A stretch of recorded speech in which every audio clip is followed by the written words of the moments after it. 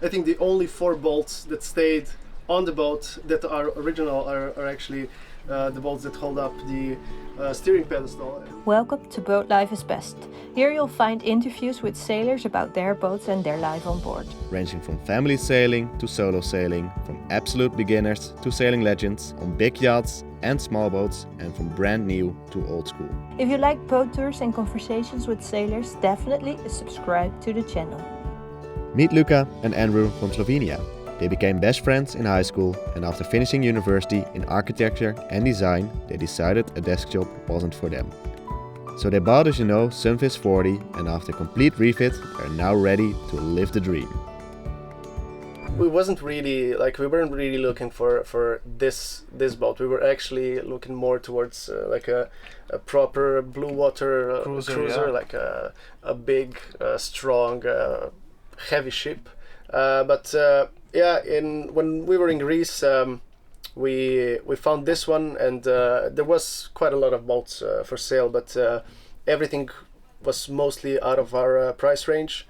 But when we found this one, it looked pretty good. It had like a layout that we wanted. It had like 3 cabins and a lot of space. Yeah, and it is, to be honest, a pretty seaworthy boat. Yeah. It has already done one. It wasn't really circumnavigation, but it went from France up to Arctic Circle, and then all the way from north to South America, and back to Greece. So it's proven that it has what it takes. If it's done it once, I think it'll do it again. So you've already been working on the boat for 4 years, you said? Yeah. What's the main work you did to the boat to get it ready to go sailing? Actually, we did a lot of things.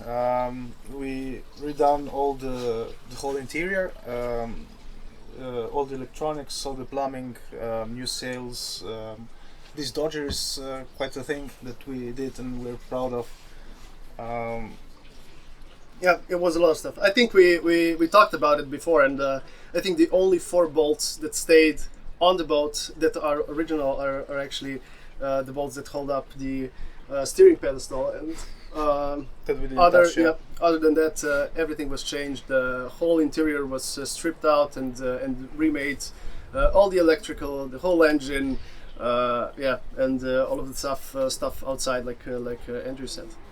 We opted for the fake teak, which is not the best, but the Dodger was a big project, big undertaking. I think this was actually the first project we did with fiberglass, and it took 3 times to make it as it is today. But I think it came out pretty good. Yeah, and it holds up very good. Whole box here we did by ourselves, extended the, how do you call it? The bars, bars, whatever. Extended the railing all over the cockpit, the art came with the boat. We just did the new support for the solar panels, added a few, and this sunshade we also did, but we're gonna modify it because it's not working the way we wanted to. Yeah. Also, a funny thing, when we were building the steering pedestal with all the electronics, we actually made it out of course, out of wood. But then the main thing here, which encapsulates the compass, was made with an old cotton shirt, which was later infused with fiberglass and epoxy. We also did small things like holders for the fishing rods and for the engine. But probably the main job here was redoing the sugar scoop we have. The first one was built out of wood, which rotted away probably quite a few years ago. So we ended up pulling everything out, just leaving the shape, and then rebuilding the whole floor here, and of course also adding the teak details in the end. But now it's pretty sturdy and really nice to get in and out of the water. Made new sails, the main sail, the Geneva, and also the lazy back. that for now is holding up pretty good. We met actually a pretty long time We ago. were high school classmates. Yeah. And then we were flatmates in the university when we went to study. Yeah. And there actually came the idea for sailing around the world. Yeah. We were coming to the end of our study years and thinking about our jobs and life ahead of us. And we figured out we don't want to have like a normal desk job and spend the best years of our lives just staying behind the desk and working all the day. So we thought of like craziest idea we can think of, and that was sailing around the world. Yeah, I think the first thing that actually sparked the idea was probably a really known sailor, which was Alex Rust. Got good winds dead behind us. Right now we're sailing wing on wing. Got the jib pulled out. Life's good. I saw a few of his videos and that kind of sparked the whole thing, and then I started researching. I didn't even know you could actually like go around the world, sail around the world with and just a boat small like this, on a small budget and stuff like that. But then it started pretty slow. It took us 7, almost 8 years to get to where we are today. So in the beginning was a lot of research. Slowly started reading books. We had some sailing experience, but not a lot. And then slowly we kind of moved away from university, and then poured everything we got and time and money into this project, which is now like slowly starting to look as we wanted it to. It's slowly starting to come together. And do you only sail with the two of you, or are there people coming as well? We actually take on guests. We have a 3-cabin ship, and another bed is going to be right behind us. So we're going to take at least 2 more people with us, so we can share our experiences and cover our cost by it. Yeah, it's like the biggest thing. It's to keep the whole journey going, because as you can probably imagine, it's not cheap to sail around the world. Although you can do it on a pretty tight budget, it makes it a lot easier if you take guests on board, and like Andrej said, and we also we share basically everything with them. So everyone that's on the boat has to also do night shifts, cooking and everything like that. So we split the chores and you proper raw sailing experience. So to get a full experience of sailing around the world for a little bit. Yeah, that's is that the main? The plan, yeah. Is that your main income source, or do you also plan to make money in another way? I think that's going to be the main income source, but we're of course working on other things that bring us money. We also do a bit of work over the internet. I studied design, Andrej studied architecture, which is also something you can do over the internet now, which makes it really cool. So that's slowly building up to make some money remotely as well. Yeah. And the journey, how has it been this far? So what is your experiences? Where have you been? Well, it hasn't been what we thought it's gonna be. The problem was when we started. Our initial plan was like to cross the Atlantic this year, we started already a bit late because of the whole boat refit. And right at the beginning, we had like proper engine problems that set us back over a month, like a month and a half.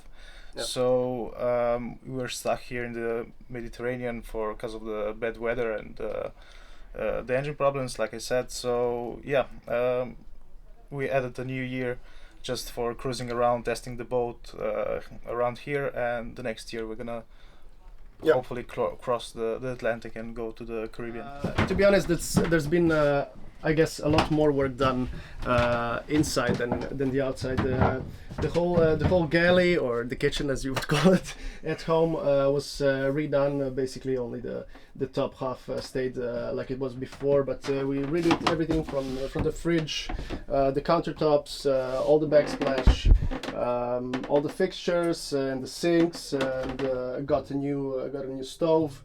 So it was actually quite a lot of work. Also, like change the fridge compressors and things like that, and got all the new plumbing done. Also got these custom plates made for everything. So we have like electronic gas, I guess, on and on switch, yeah, and of course like the mood lighting and things like that. So this was it in the rooms, both of the back rooms. We kind of didn't really do much, but most of the upholstery was redone, which actually we did the sewing, which was a big project also, but it came out pretty nice. And yeah, it's also pretty comfortable. As you can see, it's like 1.5 bed, so it gets really comfortable. Everyone gets one room.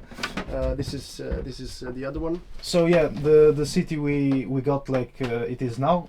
We replaced the table. We had like a normal huge table at the center that was not so handy to move about, and we just got like a spinning one that you can move anywhere you like, and just fold it like someplace that is that's not in the way. On both sides we had the boat came with bunks that opened like halfway like this. They would open like this, and you can sleep there. So we enlarged them, put some new mattresses on. You have the seabirds down, of course, you and more stuff like support comes on the backrest of the so yeah, this is gonna be sleeping position for another guest. And on the other side we modified the berth to make some more storage. So we have storage for food, for like electronic devices, and we have a charging station in the drawer. In the front there's another cabin. That's where I'm at. Also we did the whole upholstery, new mattresses. That's it. Here it's the bathroom.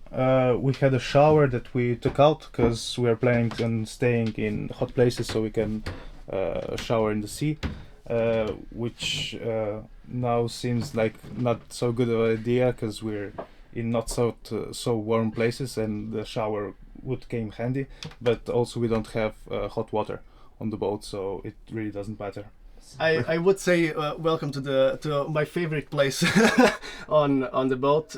Yeah, everything you can see here was rebuilt, from the whole panel here to the whole electrical system on the boat. I think we ran close to 1,300 meters of new wire, and yeah, we did quite a lot of work, as you can see.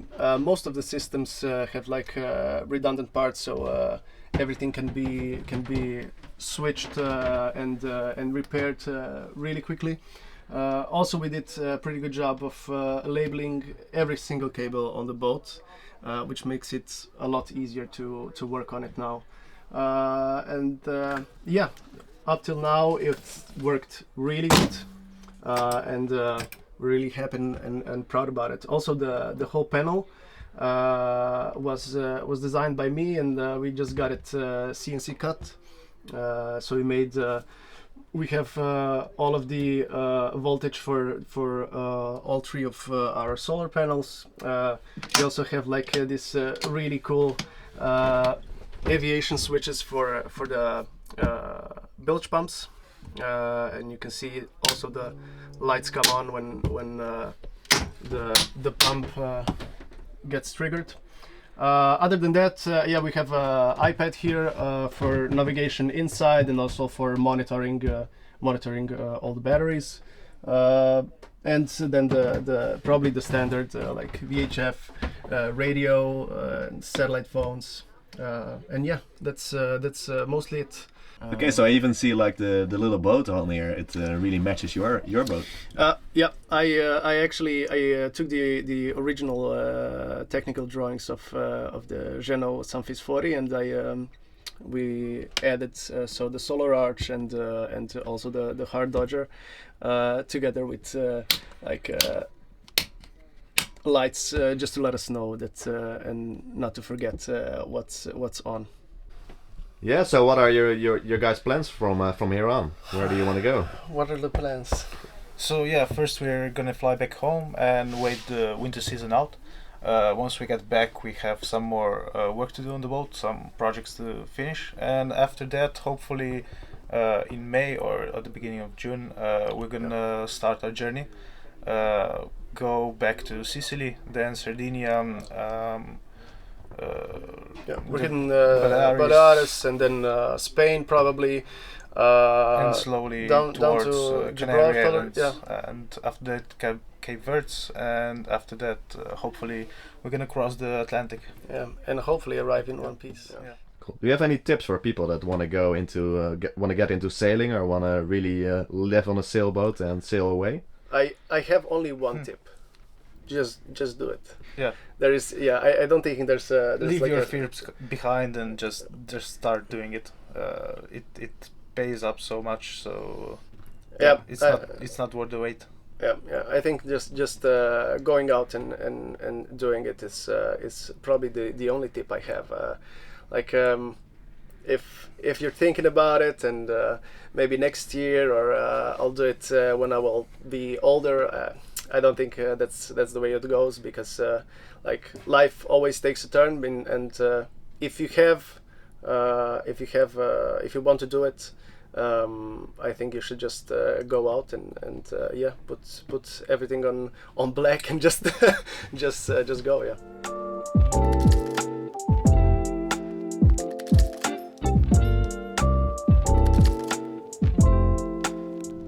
Do you think you're still going to be friends after the whole trip? We'll see. I hope so. Yeah. It's like cruising together. It's definitely I would say a pretty challenging experience, especially when in such a small space. You cannot just go away and. One of the big things was also that we wanted to find a boat that has like room for each one of us, so you have at least that little space that you can call like your own private little space where you can just close the door and be by yourself. So, but yeah, I think up to now it worked pretty well, and I really hope it's gonna work like that in the future.